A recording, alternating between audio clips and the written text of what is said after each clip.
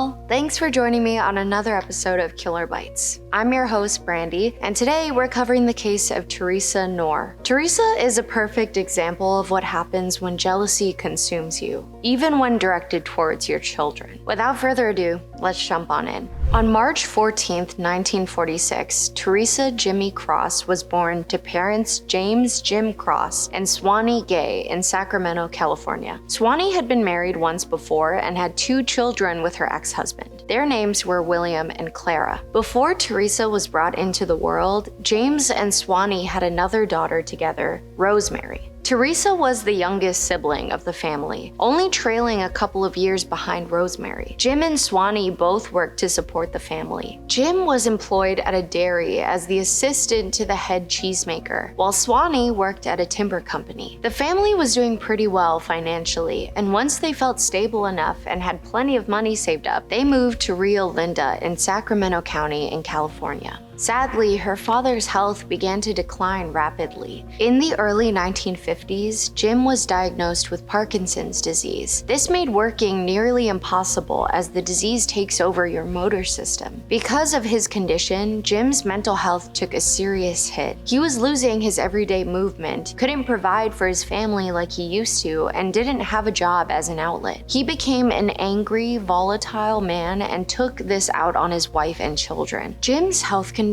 brought the rest of the family closer together, especially Theresa and her mother, Swanee. However, on March 2, 1961, during a grocery trip, Swanee died in her daughter's arms. She passed from congestive heart failure, affecting her heart's ability to pump blood. This was a major loss for the family, but hit Theresa particularly hard. She had lost the one person she felt comfortable with. Now, the family had no consistent income, with her father being out of work, and eventually the family home had to be sold. Theresa was a teenager, and her life was incredibly up in the air. A few months after her 16th birthday, she met a man named Clifford Clyde Sanders. Clifford was 5 years older than her. Soon after their meeting, the couple was engaged, and on September 29, 1962, the two were married. Theresa didn't see the need to stay in school, as she now had someone to provide for her, and she dropped out soon after their wedding. They moved into a small one-bedroom apartment, and soon after, the couple was expecting a baby boy. The following year, Theresa gave birth to a son, Howard Clyde. The couple's marriage, however, was not all peaches and cream.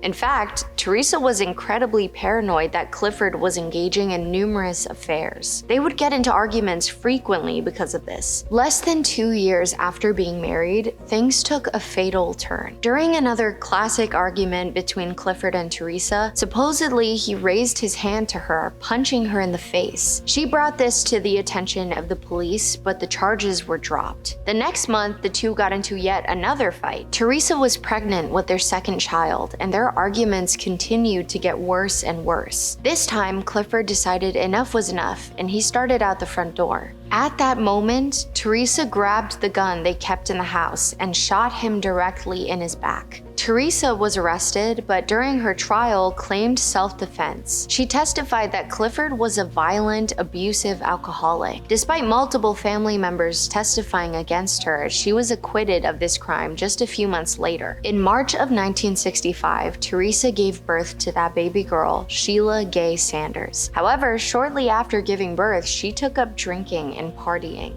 Theresa was rarely in the house taking care of her children. Instead, she would hit up local bars and pubs, find men to hook up with, and would stay out till all hours of the night. Occasionally, when some of these hookups turned into casual relationships, she would leave her children with these men so she could go out and drink. She spent more time away from her children than with them. One of these men she actually ended up marrying. His name was Robert Knorr and was a member of the United States Marine Corps. The two were married in 1966 and had a child that same year named Suzanne Marlene. The newlyweds didn't have a seamless marriage by any stretch of the imagination. Once again, Theresa believed that Robert was cheating on her, seeing multiple women, and in response, the two would get into physical and verbal fights, oftentimes hurting their children in the process. While the couple only stayed together for 5 years, they had 4 children in total together. In 1967, they welcomed a boy named William Robert, and in 1968, Robert Wallace. While pregnant with their last daughter, Theresa Terry Marie, Theresa filed for divorce. After this, things started to fall further and further into a pit of abuse and neglect. Robert was adamant that he be allowed to see his children and stay in their lives, but Theresa made it impossible for him to do so. She refused to let her children have a relationship with their father or grant him visitation. Theresa began drinking even more. She started to put on weight from excessive eating, which was detrimental to her mental health and self-esteem. A year after her last daughter was born, Theresa married a man named Ronald Pulliam, but they were only together for a few years. In 1976, she married another man named Chet Harris. Both of these marriages were filled with abuse and paranoia from assumed infidelity and eventually ended in nasty divorces. After her separation from Chet, Theresa became even worse to be around. Her children were now bearing the brunt of her anger, especially her daughters Sheila and Suzanne. She was jealous that her daughters were beautiful, high-achieving girls and decided to make her insecurities their problem. She pulled all of her children out of school and forced them to stay at home with her. If Theresa didn't want to see anyone, nobody could see anyone. She disconnected their home phone and banned visitors from coming to their apartment in Orangevale, California, which had become a filthy, urine-scented hoarder's nest. Theresa had developed a paranoia that her ex, Chet Harris, had somehow turned her daughter Suzanne into a witch. This was followed by horrific beatings, causing Suzanne to run away. She ended up in a hospital where she came forward with abuse allegations against her mother. Sadly, they did not believe her and sent her back to live with her mother. She would beat her children, force feed them, and even threaten to kill them if they disobeyed, and force her other children to participate in the abuse. Theresa took pleasure in torturing her children. She didn't have anything going for her and felt threatened that her daughters stood a chance at happiness. She wanted to do everything in her power to make sure they couldn't succeed. And Theresa wasn't afraid to actually pull the trigger either. In 1982, after a very heated argument and an attempt to run away, Theresa pulled out a .22 caliber pistol and shot Suzanne in the chest. Somehow she survived, but the bullet was lodged in her back. Theresa wanted to make sure there wasn't any police or medical involvement, and initially just left the bullet inside of her, but nursed her back to health. After begging her to let her leave, Theresa demanded that her son, Robert, operate on his sister. They were going to remove the bullet themselves. Obviously, Robert had no medical experience, and this quickly went south. While removing the bullet from her back with a box cutter, the wound became badly infected. Soon after, Suzanne became incredibly sick and developed sepsis. Instead of getting help for her daughter, Theresa thought this was the perfect opportunity to finally get rid of Suzanne. Her skin and eyes were yellow, she was delirious, and Theresa convinced her other children that she was possessed. The only way to help her?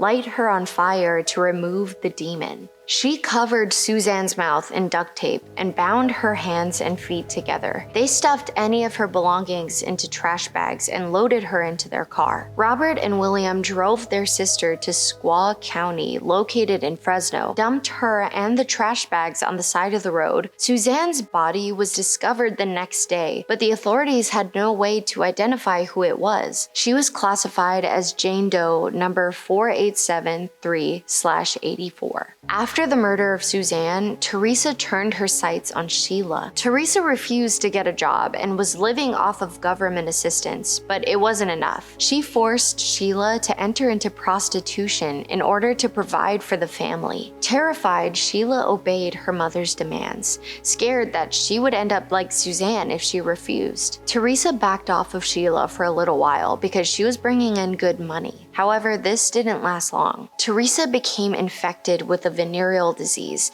and decided the only person at fault was Sheila. She accused her of using the same toilet, and that's how she contracted the disease. On top of that, Theresa was convinced that Sheila was pregnant. Because of this, the abuse started again and was horrific. As a punishment, Theresa beat Sheila, hogtied her, and threw her into a small closet with zero ventilation. She left her locked inside for multiple days without food or water, refusing to let her siblings help her. Sheila died from dehydration and starvation. However, Theresa didn't realize this until 3 days later. Sheila's body started to decay. They packed her dead body into a cardboard box and dumped it along the side of the road. The body was discovered but was unable to be identified. Yet again, another one of Theresa's children was Jane Doe. The smell wouldn't leave the house, and Theresa started freaking out that it would connect her to the crime. After packing up all of her things, she forced her youngest daughter, Terry, to light the apartment on fire to get rid of any and all evidence. The fire department was called, and the flames were quickly put out,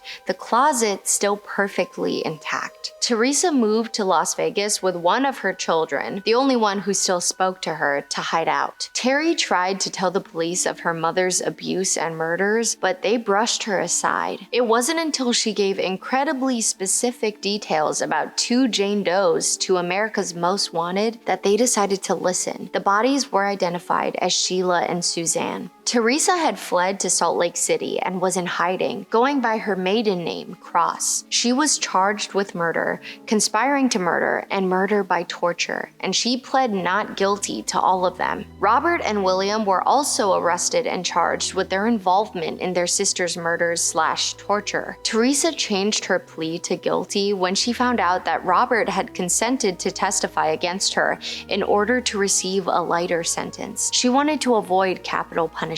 Theresa Knorr received 2 consecutive life sentences for her crimes. And that is the end of our story. This one is so wild to me. I can't imagine what those girls had to go through, but I'm glad that she's behind bars. Thanks for joining me on another episode of Killer Bites. I'm your host, Brandi.